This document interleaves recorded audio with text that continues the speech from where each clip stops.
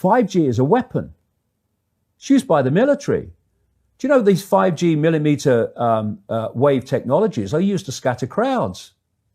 You know, they drive up in this technology when they want to scatter a cloud, and they put out these frequencies in a much higher power than 5G will be initially with us, but the same frequencies. And people scatter because they get the feeling their skin is on fire. Because the human body, including the skin, is an antenna. It interacts with frequencies and it receives and transmits information. At the cutting edge of understanding of DNA, scientists know that DNA is a receiver-transmitter of information. And so we are electromagnetic, electrical organisms, transmitters and receivers of information. When our electromagnetic fields are in balance and harmony, we have health. We have psychological health and we have physical health. The reason that this technological society is causing so much psychological and quote, physical disease is because these frequencies, technologically driven, and we live in this Wi-Fi world now and all the phone masts and all the rest of it, these technologically generated frequencies are scrambling the balance of the human electromagnetic electrical communication systems. And if you scramble them, you create a state of disharmony, dis-ease, which plays through to physical and mental, emotional, psychological dis-ease. And there's another point to this. The brain processes information electrically. It communicates with the cellular structure electrically. And it operates within a certain band of frequency.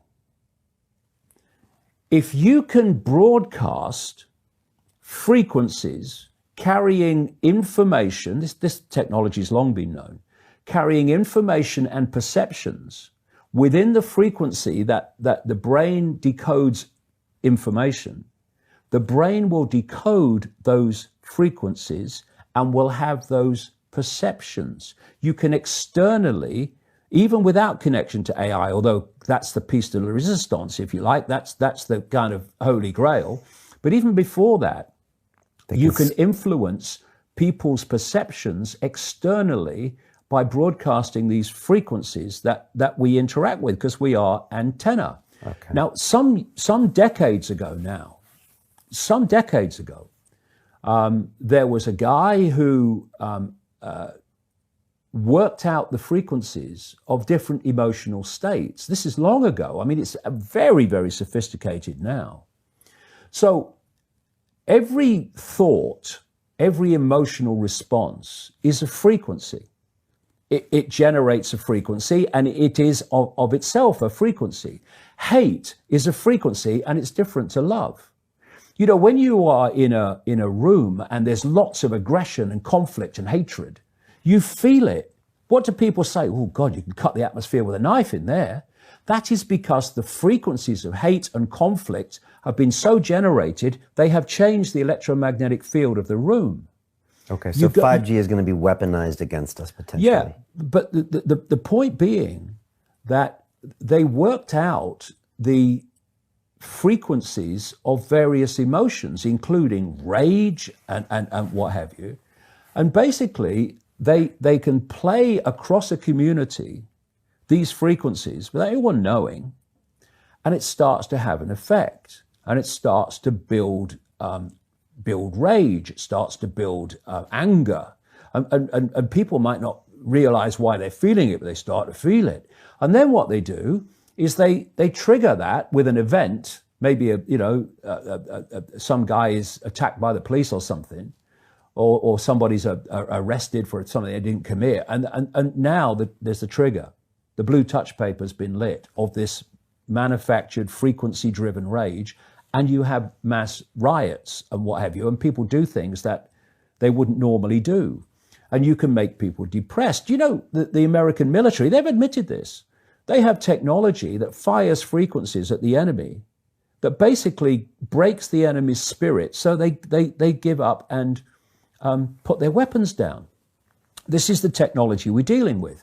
Now you take that into account and then you think of 5G. First of all, 5G doesn't travel well because of the nature of its frequency. So instead of big towers, as we have now, broadcasting these frequencies long distances, it won't do that. And it doesn't go through solid objects, what we call solid objects, very well either.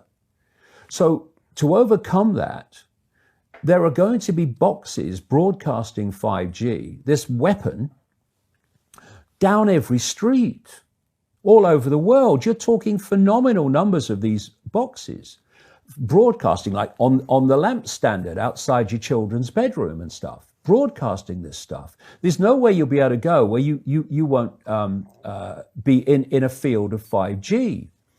And another interesting thing, I don't know whether you've noticed this, but the story broke, first of all, in Sheffield, when the council started cutting down literally thousands and thousands and thousands of mature trees in urban streets.